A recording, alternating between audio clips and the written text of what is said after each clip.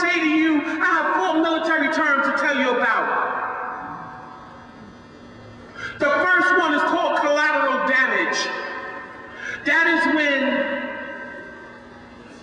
mistakenly there are civilian casualties during a conflict. When my family, my wife and my children and my friends, we are collateral damage of this war. The next term I want you to be familiar with is a casualty of war. That is someone that serves in the military and dies as a result of his service. These people's are casualties of war. We are casualties of war.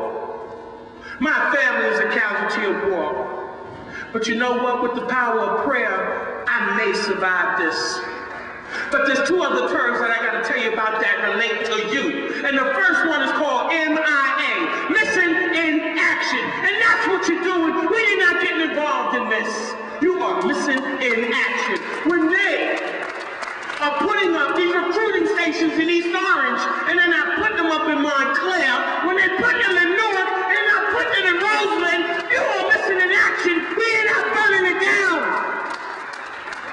When you are not protesting the fact that they are desensitizing our kids and taking the jobs away from them, and the only door open is the recruiting station, you're missing in action. When you are so busy, and when you're so busy watching Deal or No Deal, American Idol, instead of looking at Lou Dobbs, instead of looking at Democracy Now, instead of looking at Hardball, instead of listening to WBAI, instead of listening to BGO, instead of listening to WNYC, you're missing in action. Because you're not getting the truth.